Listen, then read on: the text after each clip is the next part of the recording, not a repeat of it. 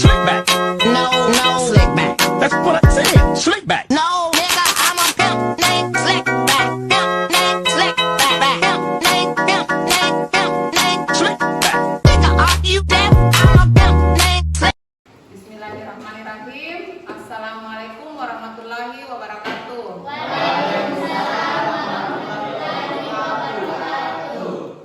Bagaimana kabar Pak hari ini? Sehat semua? Masih semangat untuk belajar? Semangat karena masih pagi. Ya, baiklah, sebelum Ibu mulai pelajaran kita hari ini, Ibu akan mengabsen kalian. Siapa temannya yang tidak hadir? Andini, Bu. Andini, kenapa Andini? Sakit. Sakit. Awal kenapa? Sakit juga. Siapa lagi? Arya. Arya. Baik. Semoga teman tak cepat sehat, sembuh supaya kembali ke sekolah bisa belajar bersama kita semua. Nah, ada yang masih ingat materi kita minggu lalu apa? Ada yang tahu apa itu ekosistem?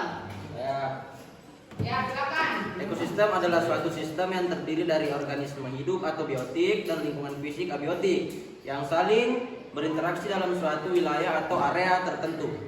Ya, jadi teman kita sudah menyampaikan apa itu ekosistem. Jadi perlu juga kalian ketahui ekosistem itu tersusun atas individu, apalagi populasi dan komunitas. Jadi kenapa kita harus belajar ekosistem? Agar dapat mengetahui macam-macam hewan yang ada di hutan. Ya, jadi agar kita bisa mengetahui macam-macam apa tadi? Hewan. Macam-macam hewan. Kemudian agar kita juga bisa mengetahui komponen-komponen yang ada. Ya, baiklah.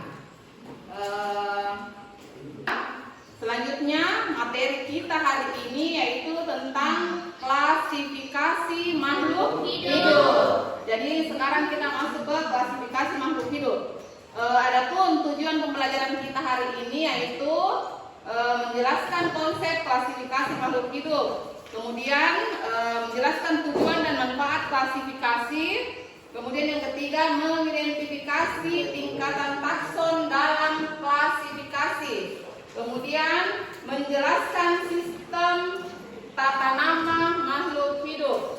Kemudian yang kelima, membuat laporan hasil diskusi mengenai sistem tata nama makhluk hidup. Jadi itu tadi ada 5 tujuan pembelajaran kita untuk hari ini. Kita memulai pelajaran hari ini, Ibu akan menayangkan video. Kalian simak baik-baik ya. Klasifikasi makhluk hidup adalah pengelompokan makhluk hidup berdasarkan ciri-ciri tertentu. Cabang ilmu biologi yang mempelajari klasifikasi makhluk hidup disebut dengan taksonomi. Dasar-dasar klasifikasi. Dasar-dasar klasifikasi ada 4. Ada klasifikasi sistem alamiah, klasifikasi sistem buatan, klasifikasi sistem filogenik, dan klasifikasi sistem modern. Klasifikasi sistem alamiah adalah klasifikasi untuk membentuk takson-takson yang sesuai kehendak alam. Organisme di bumi dibagi menjadi 2 kingdom, yaitu hewan dan tumbuhan. Hewan dikelompokkan berdasarkan persamaan habitat dan perilakunya, sedangkan tumbuhan dikelompokkan berdasarkan ukuran dan strukturnya. Klasifikasi sistem buatan atau artifisial. Klasifikasi sistem artifisial adalah klasifikasi untuk tujuan praktis, misalnya berdasarkan kegunaannya. Berdasarkan kegunaannya, tumbuhan dikelompokkan menjadi tanaman obat, tanaman hias, tanaman makanan pokok, tanaman sayuran, tanaman sandang, dan sebagainya. Klasifikasi sistem filogenik. Pada sistem filogenik, klasifikasi didasarkan pada hubungan kekerabatan antar organisme.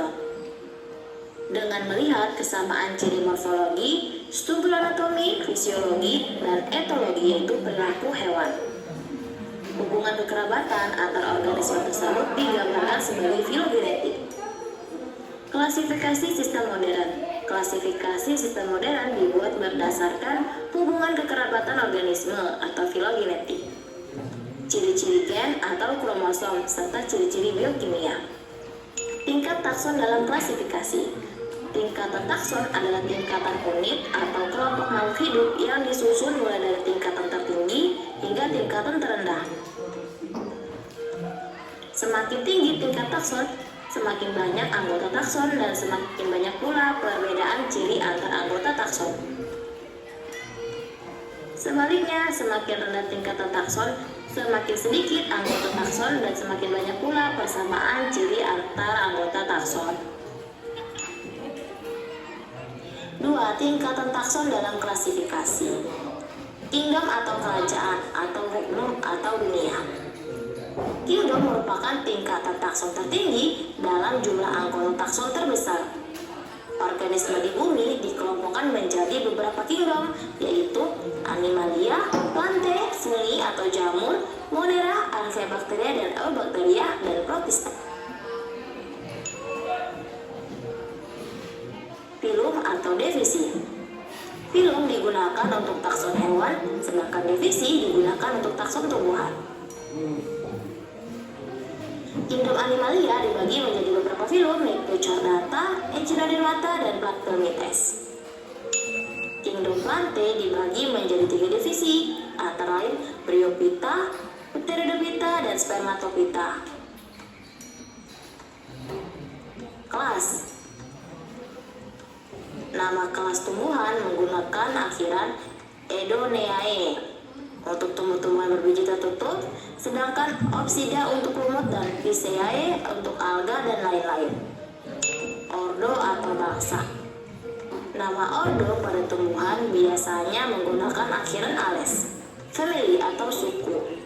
Nama family pada tumbuhan biasanya menggunakan akhiran Aceae. Tetapi ada pula yang tidak. Sementara itu, nama famili pada hewan menggunakan akhiran kata ide. Genus atau marga. Kaidah penulisan nama genus yaitu huruf besar pada kata pertama dan dicetak miring atau digarisbawahi. Contohnya famili Posaceae terdiri atas Genusia, Saccharomyces dan Oryza. Spesies atau jenis. Nama spesies terdiri atas 2 kata, di mana kata pertama menunjukkan nama genusnya, sedangkan kata kedua adalah nama spesifiknya. Contohnya pada genus Rosa, terdapat spesies Rosa multiflora, Rosa carina, Rosa rugosa, Rosa alba, Rosa gigante, dan Rosa dumalis.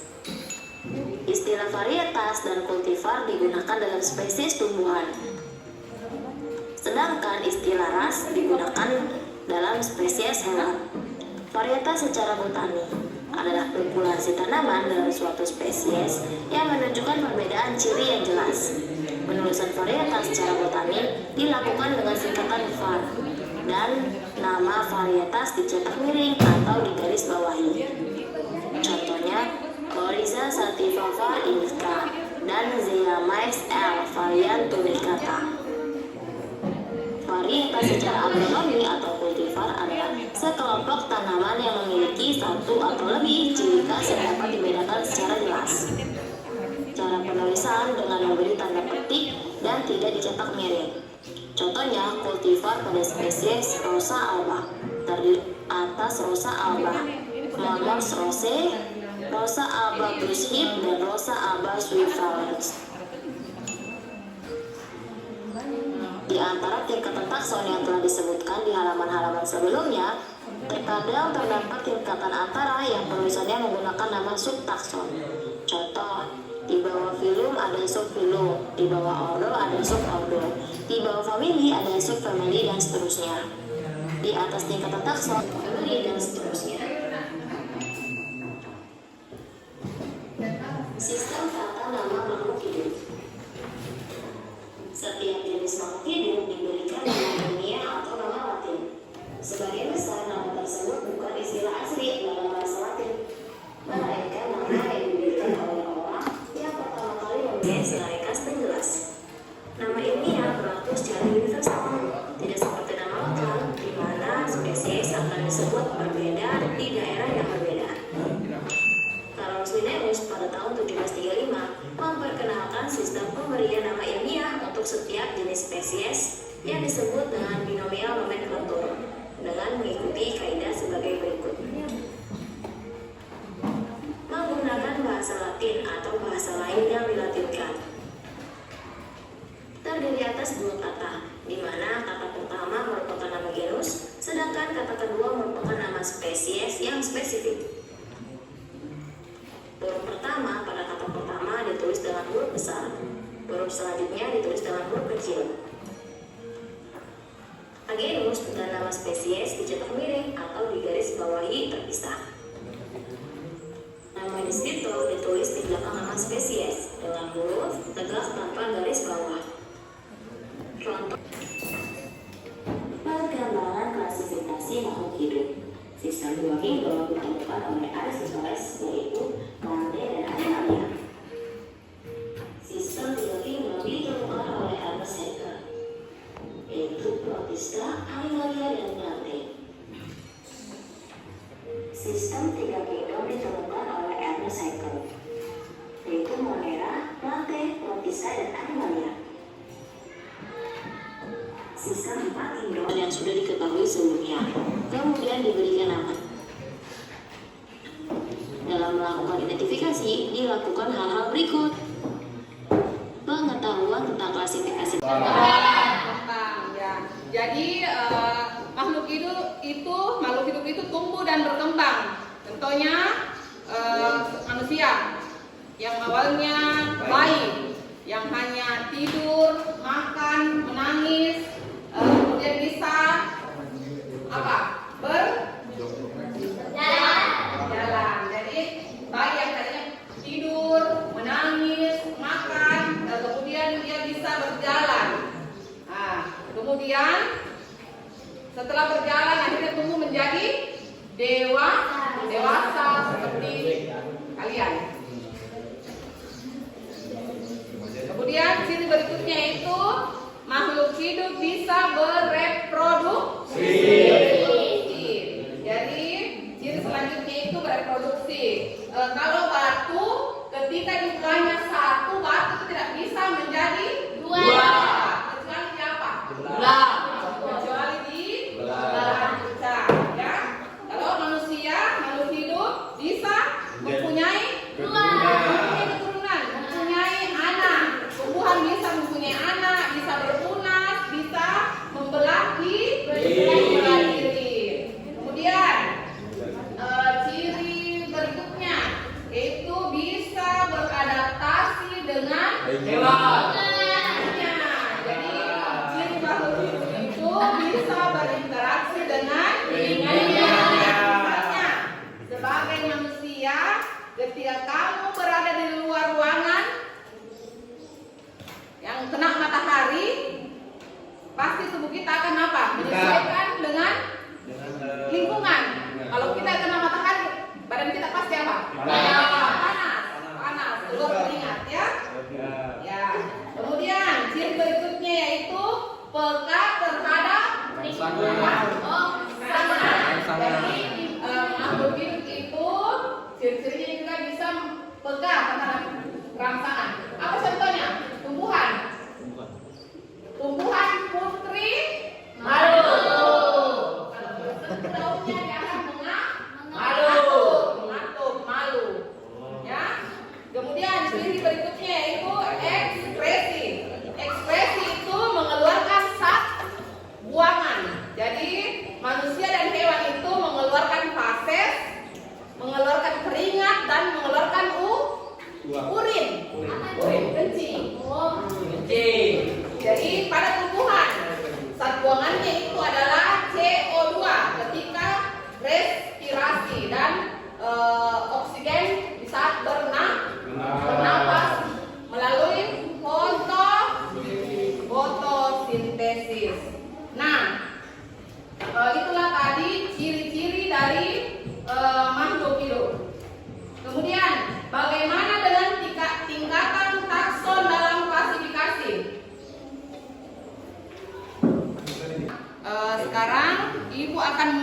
jelaskan sedikit tentang urutan taksonomi tumbuhan.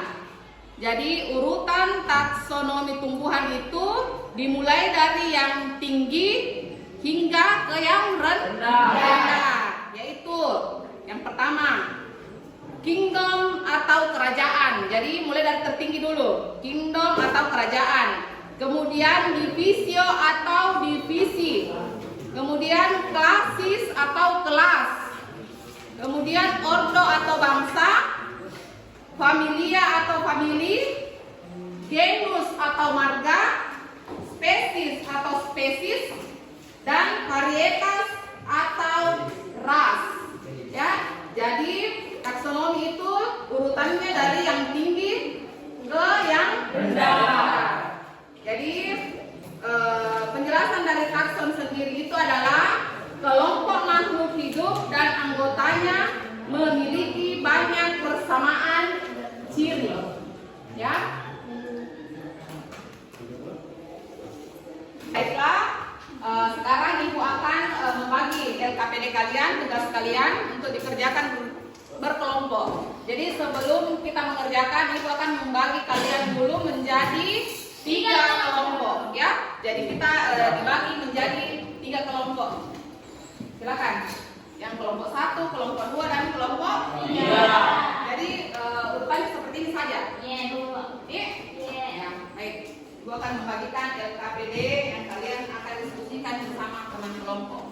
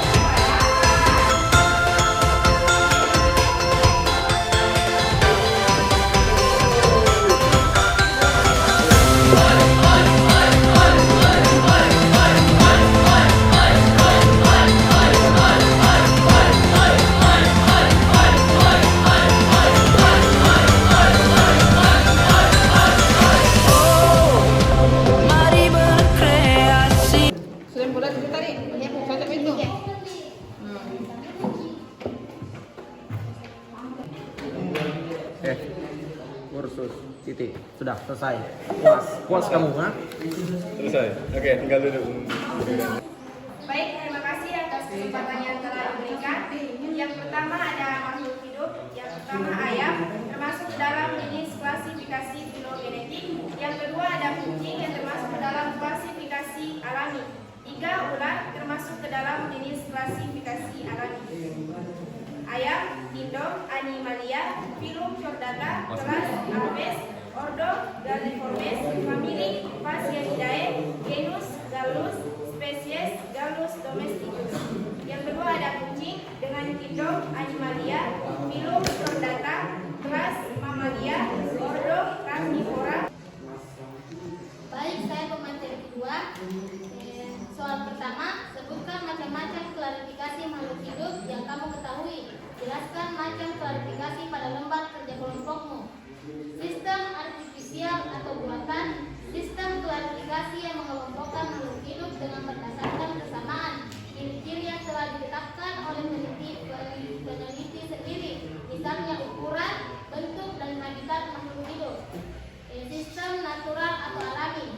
Sistem klasifikasi yang mengelompokkan makhluk hidup dengan berdasarkan kesamaan ciri-ciri struktur tubuh eksternal, morfologi, dan struktur tubuh internal, anatomi secara alami. Sistem modern, filogenetik. Sistem klasifikasi makhluk hidup berdasarkan pada hubungan kerabatan secara eksternal dan internal. Soal kedua, sebutkan kelebihan sistem klasifikasi pada kelompokmu.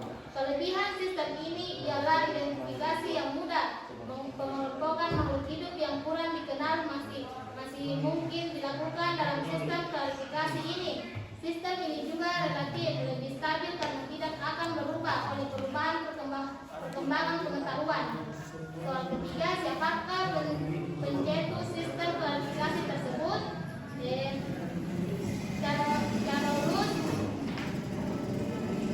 Linnaeus disebut bapak klasifikasi dan bapak taksonomi karena menciptakan sistem klasifikasi hierarkis dan bidominal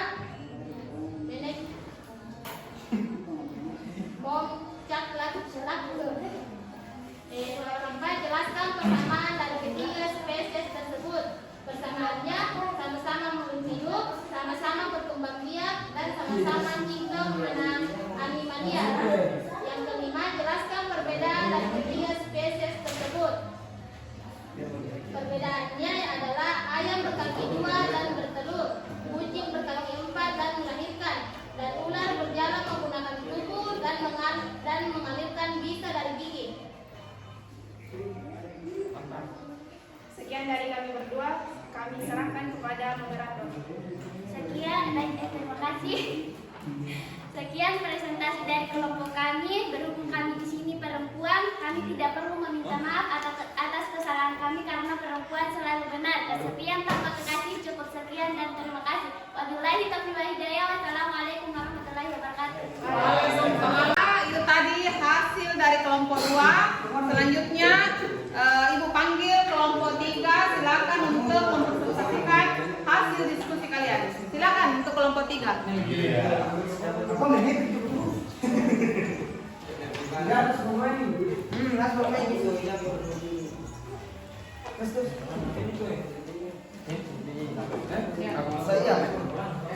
Dulu sedikit dong karena video ini mau sampai di Jakarta nanti video Kak. Assalamualaikum warahmatullahi wabarakatuh. Waalaikumsalam warahmatullahi wabarakatuh. Perkenalkan, kami dari kelompok 3. Di sini kami mempresentasikan hasil kerja kelompok kami tentang klasifikasi makhluk hidup. Dan begitu, teman saya Manuel Isda akan membacakan materi dan Akbar Akib. Terdapat 2 makhluk hidup, yaitu yang pertama bunga mawar, termasuk ke dalam jenis klasifikasi genetik. Klasifikasi kingdom Plantae, definisi Magnolitica, kelas Magnoliopsida, ordo Rosales, famili Rosaceae, genus Rosae, spesies Roseidae. Yang kedua, bunga teratai, termasuk ke dalam jenis klasifikasi filogenetik. Klasifikasi kingdom Plantae, definisi Rasiophyta, kelas Magnoliopsida, ordo Nymphaea, family Nymphaeaceae, genus Nymphaea, spesies Nymphaea albae. Ya, ini kan Bang. Prolog dinasti sudut, bapak klasifikasi dan bapak taksonomi karena menciptakan sistem klasifikasi hierarkis dan nomenklatur. Kelebihan sistem klasifikasi ini ialah identifikasi yang mudah, pengelompokan makhluk hidup yang sempurna dari kebenaran yang mungkin dilakukan dalam sistem klasifikasi ini. Sistem ini juga reaktif jadi stabil karena tidak akan berubah oleh perubahan perkembangan tumbuhan.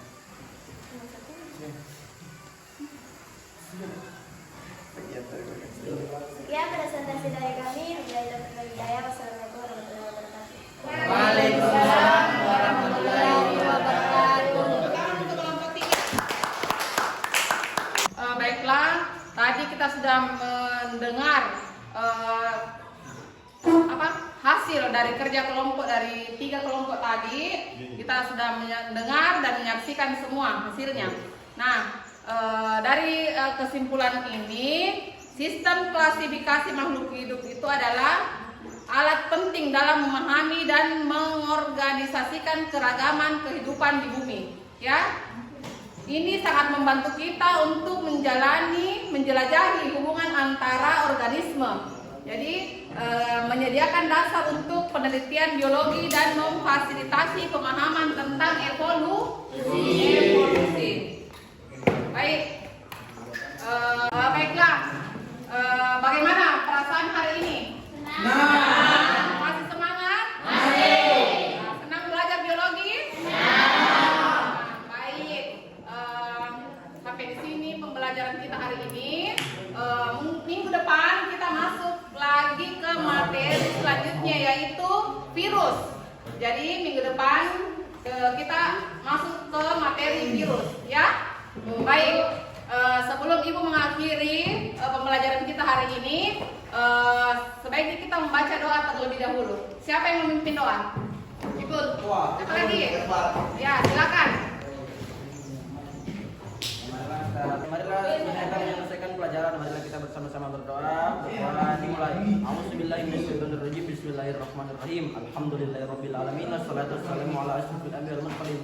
Bismillah tawakkaltu 'alallahi la haula wala quwwata illa billahil aliyyil azim. Wa sallallahu ala sayyidina Maulana Muhammadin sallallahu alaihi wasallam. Subhana rabbika rabbil izzati amma yasifun wa salamun alal mursalin walhamdulillahi rabbil alamin.